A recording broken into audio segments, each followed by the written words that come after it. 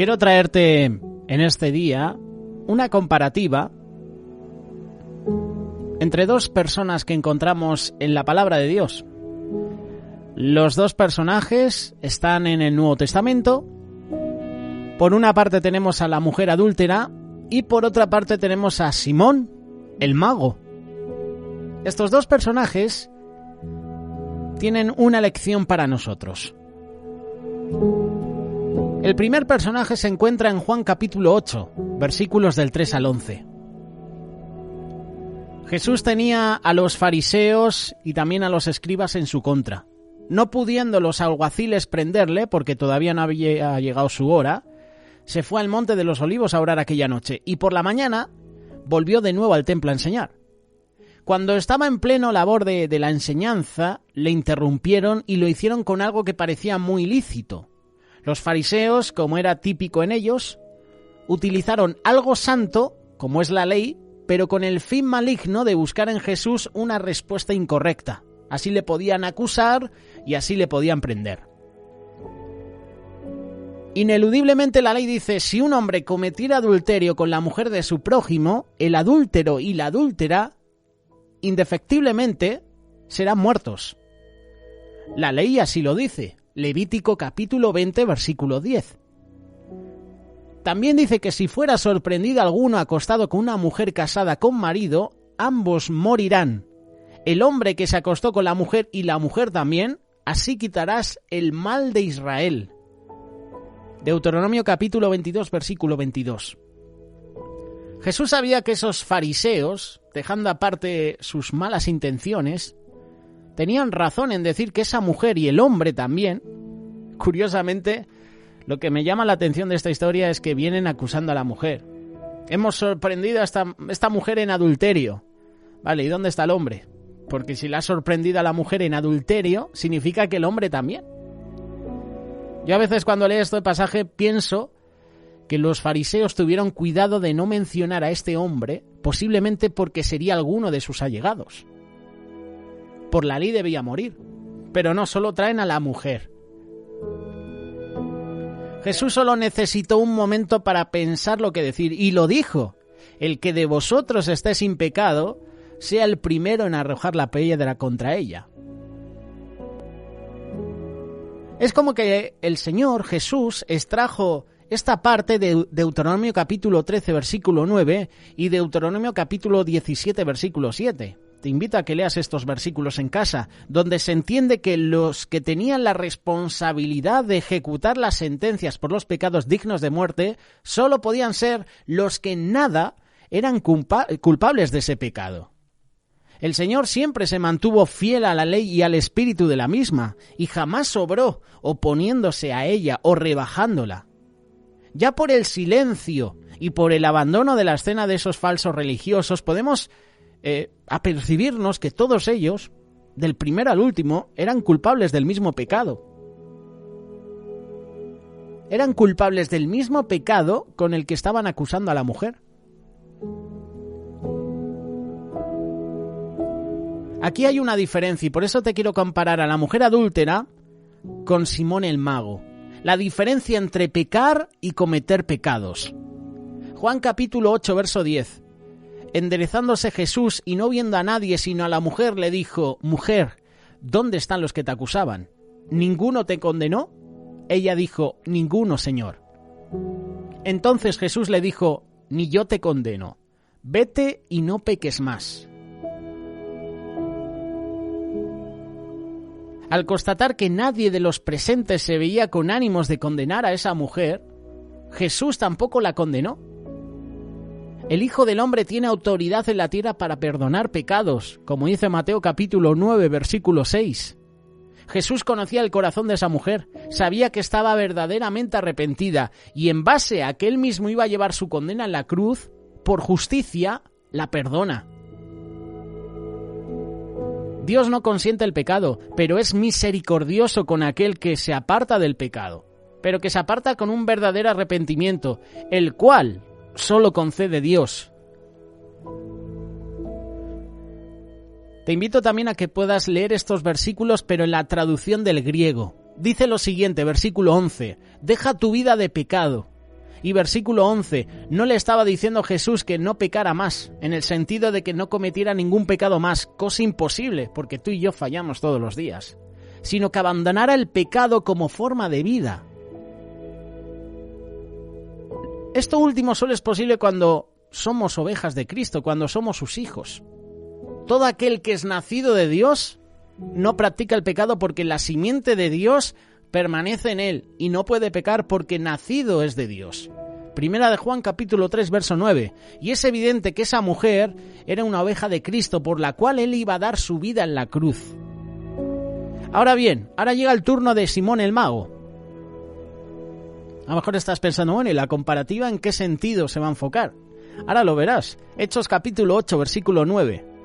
A diferencia de aquella mujer adúltera, aquí tenemos a un personaje que parecía cristiano, que parecía una oveja de Cristo, y que incluso dice en la palabra que había creído. Sin embargo, era un hijo del diablo. Había un testimonio, pero un testimonio aparente. También creyó Simón mismo, y habiéndose bautizado, dice la palabra en estos versículos, Simón tenía un testimonio impresionante. Creyó Simón y se bautizó. Y a diferencia de aquella menospreciada y aquella maltratada mujer, Simón podía alardear de un testimonio de conversión sin igual. Había sido brujo, y había sido un brujo poderoso, había sido un brujo que estaba engañando al pueblo. Y muchos le creían. La gente estaba atento, podemos leerlo en el versículo 11 de Hechos capítulo 8. La gente estaba atentos a lo que hacía este Simón el brujo, porque con sus artes mágicas les había engañado mucho tiempo. Su testimonio se basaba en su creencia en el mensaje de Cristo, porque había visto un poder real que no tenía. Dice el versículo 13, viendo las señales y grandes milagros que se hacía, estaba atónito. Era una creencia basada en lo que se ve. Aquí no hay una fe verdadera. Y aquí hay una diferencia. Aquella mujer adúltera estaba humillada, estaba arrepentida, no se veía digna de nada. En sí misma no veía esperanza alguna, era dependiente de la misericordia de Dios. Era una oveja perdida, que había sido encontrada por el pastor en ese punto. Y Simón era todo lo contrario. Se proclamaba creyente, pero solo creía en lo que veía. Y en ello él basaba su creencia. De hecho, creía en el poder del dinero, ya que al desear el poder del Espíritu Santo estaba dispuesto a comprarlo. Y eso no lo puedes comprar.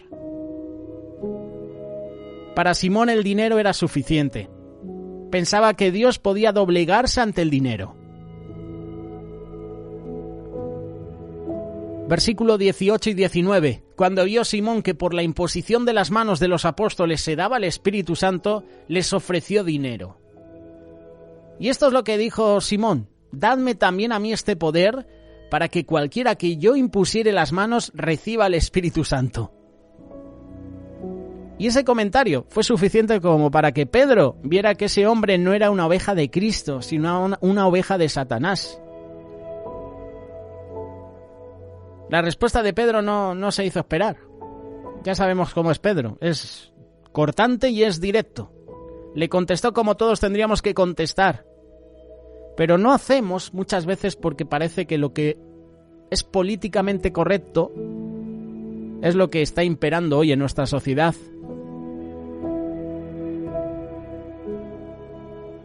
Pedro le dice en el versículo 20: tu dinero perezca contigo porque has pensado que el don de Dios se obtiene con dinero. No tienes tu parte ni suerte en este asunto porque tu corazón no es recto delante de Dios. Y al colocar el dinero por delante de cualquier cuestión quedó claro que Simón era un impostor. Tanto a su dinero como a su misma persona, Pedro los reprende. Pedro llama las cosas por su nombre y añade la imposibilidad de que este hombre fuera siervo de Dios. Simón pretendía estar unido a Dios de una manera falsa. Los padres de la iglesia primitiva lo consideraban como uno de los fundadores del gnosticismo. Puedes leerlo en internet. Para la audiencia que no lo sepa, son creencias que sostenían la existencia de emanaciones divinas que llegaban hasta Dios. Estas fueron denominadas como poderes, y el pueblo llegó a creer que él estaba en el escalón de la cima. Si lo vemos de cerca, la enseñanza de Simón era muy cercana al falso cristianismo de hoy en día, en el que se enseña que el creyente es un pequeño Dios y que por ello tiene poder en sí mismo para decretar, para declarar, para conseguir lo que uno quiere. ¿No has escuchado a cientos de pastores o líderes diciendo yo decreto, yo declaro?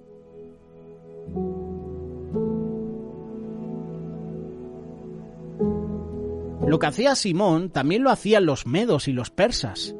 Era una mezcla de ciencia y superstición que comprendía la astrología, la adivinación, el ocultismo, cosas que son prohibidas por Dios. Y aquí las apariencias engañan. Muchos sin profundizar, sin discernir, hubieran asegurado que Simón era un verdadero discípulo, ya que estaba todo al lado de Felipe. Tú lo puedes leer en el versículo 13, Hechos capítulo 8, siempre estaba con Felipe. Y nosotros podemos estar cerca de hermanos, líderes, pastores, pero no estamos realmente convertidos. Podemos asistir a la iglesia, podemos congregarnos, podemos levantar las manos, podemos orar, pero realmente no hemos tenido una conversión.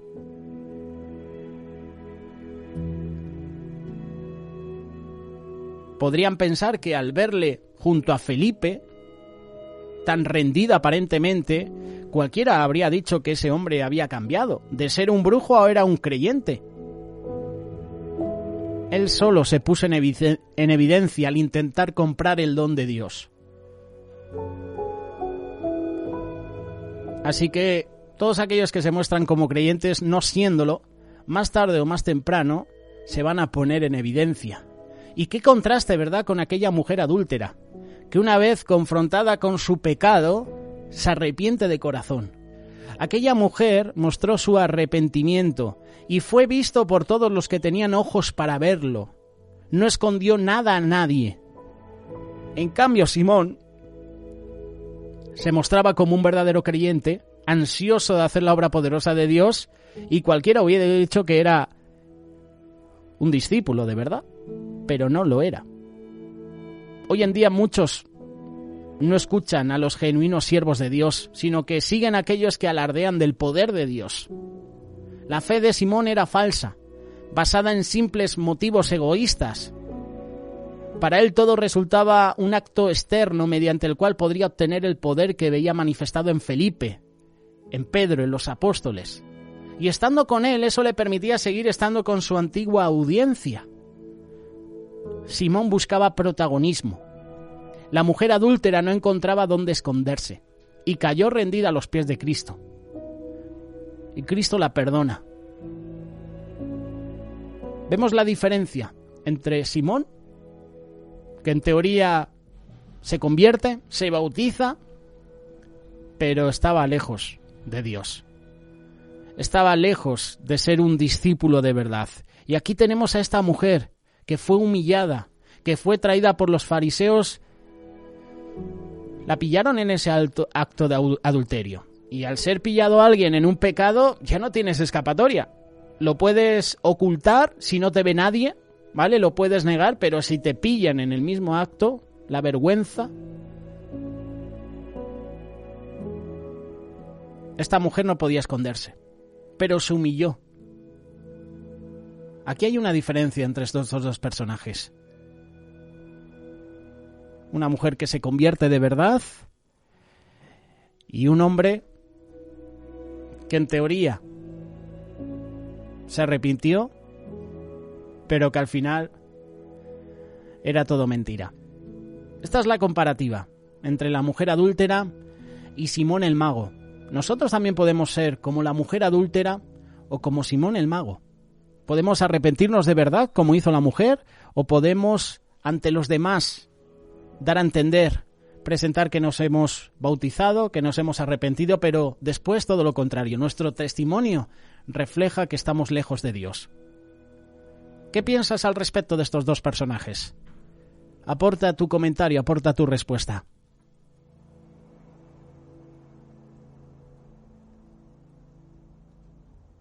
Radio Solidaria, una radio comprometida.